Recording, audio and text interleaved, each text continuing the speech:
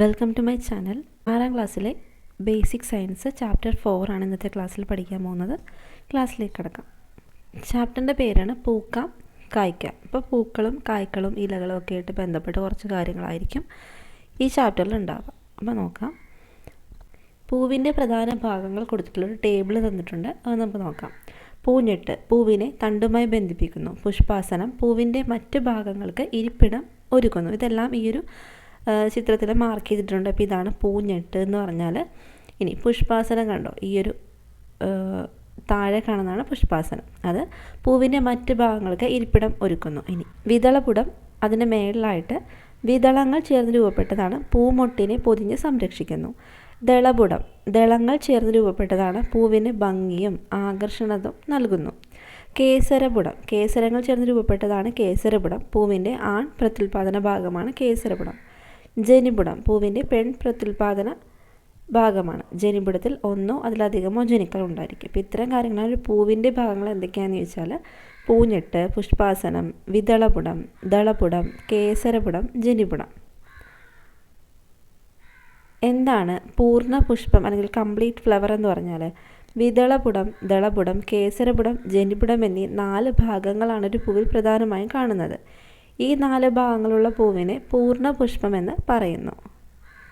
ഇവിടെ കുറച്ച് സസ്യങ്ങളുടെ പേര് കൊടുത്തിട്ടുണ്ട്. പൈൻ, സൈക്കസ്, പന്നൽ. ഈ സസ്യങ്ങളുടെ പ്രത്യേകത എന്താണെന്ന് ചോദിച്ചാൽ ഇത് പുഷ്പിക്കാത്ത സസ്യങ്ങളാണ് അല്ലേ. പായലുകൾ പോലുള്ള ചെറു സസ്യങ്ങളും പുഷ്പിക്കാറില്ല. അപ്പോൾ ഇവിടെ നീലക്കുറിഞ്ഞിനെ പറ്റി ഒരു ബോക്സ് കൊടുത്തിട്ടുണ്ട്. സ്ട്രോബിലാന്തസ് കുന്ത്യാന.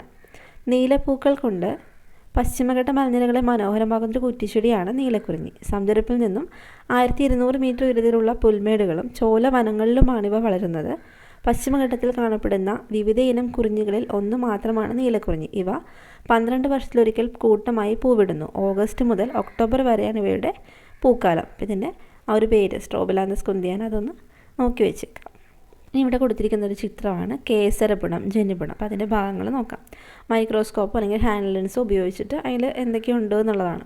കേസരപുടം കേസരങ്ങൾ ചേർന്നാണ് കേസരപുടം. കേസരത്തിന് തന്തുകം, പരാഗി എന്നീ ഭാഗങ്ങളുണ്ട്. അപ്പോൾ കേസരത്തിന് എന്തൊക്കെ ഭാഗങ്ങളുണ്ട്? തന്തുകം, പരാഗി. പരാഗിയിലെ അറകളിലാണ് പരാഗരേണുക്കളുള്ളത്. പുംബീജത്തെ അതായത് ആൺബീജകോശം വഹിക്കുന്ന ഭാഗങ്ങളാണ് പരാഗരേണുക്കൾ. അപ്പോൾ കേസരപുടത്തിൽ എന്തൊക്കെയുണ്ട്? തന്തുകം, പരാഗി എന്നീ ഭാഗങ്ങളുണ്ട്. ജനിപുടം പൂവിൻ്റെ പെൺ പ്രത്യുൽപാദന ഭാഗമാണ് ജനിപുടം. ജനിയിൽ പരാഗണ സ്ഥലം, ജനിതണ്ട്, അണ്ഡാശയം എന്നീ ഭാഗങ്ങളുണ്ട്. അണ്ഡാശയത്തിനുള്ളിലെ ഓവ്യൂളിനുള്ളിലാണ് അണ്ഡം അഥവാ പെൺബീജകോശം കാണപ്പെടുന്നത്. ഇനി വേണ്ടത് ഈ ഒരു ബോക്സാണ്. ഏകലിംഗ പുഷ്പങ്ങളും ദ്വിലിംഗ പുഷ്പങ്ങളും. കേസരപുടം, ജനിപുടം ഇവയിൽ ഏതെങ്കിലും ഒന്ന് മാത്രം കാണപ്പെടുന്ന പൂക്കളാണ് ഏകലിംഗ പുഷ്പങ്ങൾ. ഒരു പൂവിൽ തന്നെ കേസരപുടവും ജനിപുടവും കാണപ്പെടുന്നതാണ് ദ്വിലിംഗ പുഷ്പങ്ങൾ. ഏകലിംഗ സസ്യങ്ങളും ദ്വിലിംഗ സസ്യങ്ങളും. ആൺപൂക്കളും പെൺപൂക്കളും വെവ്വേറെ സസ്യങ്ങളാണ് കാണുന്നതെങ്കിൽ അത്തരം സസ്യങ്ങളെ ഏകലിംഗ സസ്യങ്ങളെന്ന് പറയുന്നു. ഏകലിംഗ സസ്യങ്ങൾക്ക് ഉദാഹരണമാണ് ഈന്തപ്പന, കുടംപുളി, ജാതി, പപ്പായ. ഒരു സസ്യത്തിൽ തന്നെ ആൺപൂക്കളും പെൺപൂക്കളും കാണപ്പെടുന്നതാണ് ദ്വിലിംഗ സസ്യങ്ങൾ. വെള്ളരി, മത്തൻ, കുമ്പളം, പടവലം, തെങ്ങ് ഇതെല്ലാം ദ്വിലിംഗ സസ്യങ്ങളാണ്. പരാഗണം. പരാഗയിൽ നിന്ന് പരാഗരേണുക്കൾ പരാഗണ സ്ഥലത്ത് എത്തുന്നതാണ് പരാഗണം. പരാഗിയിൽ നിന്ന് പരാഗരേണുക്കൾ പരാഗണ സ്ഥലത്ത് പതിക്കുന്നതിനെ പരാഗണമെന്ന് പറയുന്നു. വാനിലയെക്കുറിച്ചൊരു ബോക്സ് കൊടുത്തിട്ടുണ്ട്. നമ്മുടെ നാട്ടിൽ കൃഷി ചെയ്യുന്ന ഒരു സുഗന്ധ വ്യഞ്ജനമാണ് വാനില. ഈ സസ്യത്തിൻ്റെ ജന്മദേശം തെക്കേ അമേരിക്കയാണ്. അപ്പോൾ വാനിലയുടെ ജന്മദേശം ചോദിച്ചാൽ തെക്കേ അമേരിക്കയാണ്.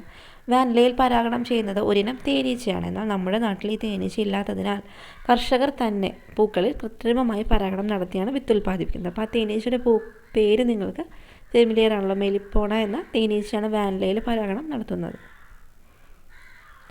സ്വപരാഗണവും പരപരാഗണവും. ഒരു പൂവിലെ പരാഗരേണുക്കൾ അതേ പൂവിൻ്റെ പരാഗണ സ്ഥലത്തോ അതേ ചെടിയിലെ മറ്റൊരു പൂവിൻ്റെ പരാഗണ സ്ഥലത്തോ പതിക്കുന്നതാണ് സ്വപരാഗണം. അപ്പോൾ ഒരു പൂവിലെ പരാഗരേണുക്കൾ അതേ പൂവിൻ്റെ പരാഗണ സ്ഥലത്തോ അതേ ചെടിയിലെ മറ്റൊരു പൂവിൻ്റെ പരാഗണ സ്ഥലത്തോ പതിക്കുന്നതിന് സ്വപരാഗണം. ഒരു പൂവിൽ നിന്ന് പരാഗരേണുക്കൾ അതേ വർഗത്തിൽപ്പെട്ട മറ്റൊരു ചെടിയിലെ പൂവിൻ്റെ പരാഗണ സ്ഥലത്ത് പതിക്കുന്നതാണ് പരപരാഗണം. പരപരാഗണത്തെ പ്രോത്സാഹിപ്പിക്കുന്ന പ്രകൃതി. സസ്യങ്ങളിൽ മെച്ചപ്പെട്ടതും വൈവിധ്യമാർന്നതുമായ ഇനങ്ങൾ ഉണ്ടാകുന്നതിന് പ്രകൃതി തന്നെ സ്വപരാഗണത്തെ തടഞ്ഞ് പരപരാഗണത്തെ പ്രോത്സാഹിപ്പിക്കുന്നു. ചില സസ്യങ്ങളിലെ പൂക്കളിൽ ആൺ പെൺ ലിംഗ അവയവങ്ങൾ വ്യത്യസ്ത സമയത്താണ് പാകമാകുന്നത്. ഉദാഹരണത്തിന് സൂര്യകാന്തിയിൽ കേസരം പൂർണ്ണ വളർച്ചയെത്തിയ ശേഷമാണ് ജനിപുടത്തിൻ്റെ വളർച്ച പൂർണ്ണമാകുന്നത്. അവക്കാഡോയിൽ ജനിപുടത്തിൻ്റെയും കേസരത്തിൻ്റെയും വളർച്ച പൂർത്തിയാകുന്നത് വ്യത്യസ്ത സമയങ്ങളിലാണ്. മേന്തോന്നി എന്ന് പറയുന്നൊരു വൃക്ഷമായിരിക്കാം. മേന്തോന്നിയിൽ സ്വപരാഗണം തടയുന്നതിനായി കേസരവും ജനിപുടവും രണ്ടു ദിശയിൽ കാണപ്പെടുന്നു. അപ്പോൾ ഓരോ സസ്യത്തിൻ്റെ കാര്യങ്ങൾ എടുത്തു പറഞ്ഞിട്ടുണ്ട്. വാനിലയിൽ നമ്മൾ പറഞ്ഞു എന്താണ് തേനീച്ചയുടെ കാര്യം പറഞ്ഞു. അതുപോലെ തന്നെ സൂര്യകാന്തിയിൽ കേസരം പൂർണ്ണ വളർച്ചത്തിന് ശേഷം മാത്രമേ ജനിപുടത്തിൻ്റെയും വളർച്ച പൂർത്തിയാവുള്ളൂ എന്ന് പറഞ്ഞു. അതേപോലെ അവക്കാഡോയിലും എങ്ങനെയാണ് രണ്ട് സമയത്ത് തന്നെയാണ്. മേന്തോന്നി എന്ന് പറയുന്നൊരു സസ്യം, അതിൽ കേസരം ജനിപുടം രണ്ടു ദിശയിൽ കാണപ്പെടുന്നു. ബീജസങ്കലനം. പരാഗണത്തിന് ശേഷം പരാഗരേണു ജനിതണ്ടിലൂടെ അണ്ഡാശയത്തിലേക്ക് ഒരു നാളിയായി വളരുന്നു. ഈ നാളിയിലൂടെ പുംബീജം അണ്ഡാശയത്തിലെത്തി അണ്ഡവുമായി കൂടിച്ചേരുന്നു. പുംബീജം അണ്ഡവുമായി ചേർന്ന് സിക്താണ്ഡമാവുന്ന പ്രക്രിയയാണ് ബീജസങ്കലനം. ഇതിനുശേഷം എന്താവുന്നു? ഈ പൂവ് എന്തായി മാറുന്നു? വിത്തായിട്ട് മാറുന്നു. ബീജസങ്കലനത്തിന് ശേഷം സിക്താണ്ഡം ഭ്രൂണമായും ഓവ്യൂൾ വിത്തായും അണ്ഡാശയം ഫലമായിട്ടും മാറുന്നു. അപ്പോൾ എന്തായിട്ട് മാറുന്നു? സിക്താണ്ഡം ഭ്രൂണമായിട്ടും ഓവ്യൂൾ വിത്തായിട്ടും അണ്ഡാശയം ഫലമായിട്ടും മാറുന്നു. പാവലിൻ്റെ പൂവാണ് ഈ കാണുന്നത്. അതുപോലെ തന്നെ സീതപ്പൂവ്, സീതപ്പഴം. ഒരു പൂവിൽ ഒന്നിലധികം അണ്ഡാശയങ്ങൾ ഉണ്ട് എങ്കിൽ ഒന്നിലധികം ഫലങ്ങൾ ഉണ്ടാകും. അപ്പോൾ ഇങ്ങനെ ഒന്നിലധികം അണ്ഡാശയങ്ങളുള്ള പൂവിൽ നിന്ന് ഉണ്ടാകുന്ന ഫലങ്ങളാണ് പുഞ്ചഫലങ്ങൾ. ഈ സീതപ്പഴം പുഞ്ചഫലമാണ്. പുഞ്ചഫലങ്ങൾക്ക് ഉദാഹരണങ്ങൾ കണ്ടെത്തുക എന്ന് പറഞ്ഞിരിക്കുന്നത്. വിത്തില്ലാത്ത ഫലങ്ങളുമുണ്ട്. ബീജസങ്കലനം നടക്കാതെ ചില സന്ദർഭങ്ങളിൽ അണ്ഡാശയം ഫലമായിട്ട് തന്നെ മാറാറുണ്ട്. ഇത്തരം ഫലങ്ങളിൽ വിത്തുണ്ടാവുകയില്ല. പാർത്തനോകാർപ്പി എന്നാണ് ഈ പ്രതിഭാസം അറിയപ്പെടുന്നത്. അപ്പോൾ അതൊന്ന് നോക്കുക. പാർത്തനോകാർപ്പി എന്ന് പറഞ്ഞാൽ എന്താണ്? അതായത് വിത്തുണ്ടാവാണ്ട് തന്നെ ഫലമായിട്ട് ഡയറക്റ്റ് മാറുന്നു. വിത്തില്ലാ ഫലങ്ങൾ പ്രകൃതിദത്തമായിട്ട് ഉണ്ടാകാറുണ്ട്, കൃത്രിമമായും ഇവയെ ഉണ്ടാക്കാറുണ്ട്. വാഴപ്പഴം, കൈതച്ചക്കയൊക്കെ എക്സാമ്പിളാണ്. മുന്തിരി, തക്കാളി, തണ്ണിമത്തൻ ഇതെല്ലാം നമുക്ക് ആർട്ടിഫിഷ്യലായിട്ട് നമുക്ക് എന്ത് ചെയ്യാം? അങ്ങനെ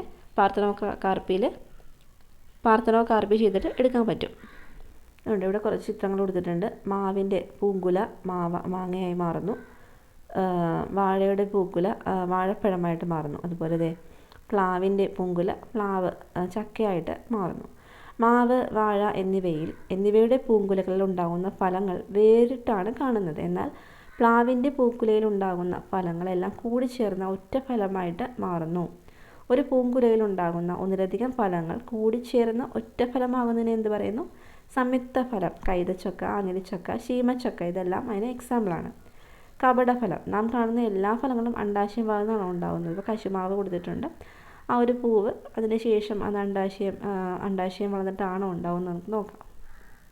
സാധാരണ പൂക്കളിൽ അണ്ഡാശയം വളർന്ന് ഫലമുണ്ടാകുന്നു. ചില സസ്യങ്ങളിൽ അണ്ഡാശയം ഇല്ലാതെ പൂവിലെ മറ്റു ഭാഗങ്ങളും ഫലമായിട്ട് മാറുന്നു. ഇവയാണ് കപടഫലങ്ങൾ. കശുമാങ്ങയിൽ പൂഞ്ഞെട്ട് വളർന്നാണ് എന്താകുന്നത്? ഫലമാകുന്നത്. കപടഫലങ്ങൾക്ക് ഉദാഹരണങ്ങൾ കണ്ടെത്തുക. അതായത് ആപ്പിൾ, സബർജല്ലി ഇതെല്ലാം കപടഫലങ്ങളാണ്. ഇവയുടെ പുഷ്പാസനമാണ് വളർന്ന് എന്താകുന്നത്? ഫലമായിട്ട് മാറുന്നത്. ഇപ്പോൾ ഏകദേശം ഒരു പുഞ്ചഫലം എന്താണ്, സംയുക്ത ഫലം എന്താണ്, കപടഫലം എന്താണെന്ന് നമുക്ക് മനസ്സിലായി. ഇനി പുഷ്പകൃഷിയിലേക്കാണ് കടക്കാൻ പോകുന്നത്. അതായത് ഇവിടെ കുറേ പുഷ്പങ്ങൾ കൊടുത്തിട്ടുണ്ട്. എന്താ പറയുക? പുഷ്പങ്ങൾ കൃഷി ചെയ്യുന്നതിന് ഒരു ടേം പറയുമ്പോൾ തന്നെ ഫ്ലോറികൾച്ചർ. പൂച്ചെടികൾ, അലങ്കാര സസ്യങ്ങൾ എന്നിവ വാണിജ്യ അടിസ്ഥാനത്തിൽ ഉൽപ്പാദിപ്പിച്ച് വളർത്തി പരിപാലിക്കുന്നതിനെയാണ് എന്ത് പറയുക? ഫ്ലോറികൾച്ചർ അഥവാ പുഷ്പകൃഷി എന്ന് പറയുന്നത്. ആന്തൂറിയം. പുഷ്പകൃഷിയിൽ പ്രാധാന്യമുള്ളൊരു സസ്യമാണ് ആന്തൂറിയം. ഇതിൻ്റെ ഏറ്റവും ആകർഷണമായ ഭാഗം രൂപാന്തരം പ്രാപിച്ച ഇലകളാണ്. പൂവിനോട് ചേർന്ന് കാണുന്ന ഇത്തരം നിറമുള്ള ഭാഗങ്ങളെ സഹപത്രം എന്ന് പറയുന്നു. സഹപത്രം. പരാഗണകാരികളെ ആകർഷിക്കുക എന്നതാണ് സഹപത്രങ്ങളുടെ ധർമ്മം. വാഴ, ബൊഗെയിൻവില്ല എന്നീ സസ്യങ്ങളിലും ആകർഷകമായ സഹപത്രം കാണാൻ കഴിയും. അപ്പോൾ ഇത്രയും കാര്യങ്ങളാണ് ഈ ഒരു ചാപ്റ്ററിൽ നമ്മൾ പഠിക്കുന്നത്. അതായത് കുറച്ച് ഒരു സസ്യത്തിൻ്റെ ഒരു ഭാഗം അല്ലെങ്കിൽ വളർന്നത് പൂവാകുന്നു, കായാകുന്നു, അതിൻ്റെ സ്റ്റെപ്പ് ബൈ സ്റ്റെപ്പ് ആയിട്ടുള്ള കാര്യങ്ങളും കുറച്ച് പുതിയ ടേംസും നമുക്ക് ഈ ഒരു ചാപ്റ്ററിലൂടെ പഠിക്കാൻ പറ്റിയിട്ടുണ്ട്. അപ്പോൾ ക്ലാസ്സിൽ ഇഷ്ടപ്പെട്ടെങ്കിൽ ലൈക്ക് ചെയ്യുക, ഷെയർ ചെയ്യുക, സബ്സ്ക്രൈബ് ചെയ്യുക. Thank you.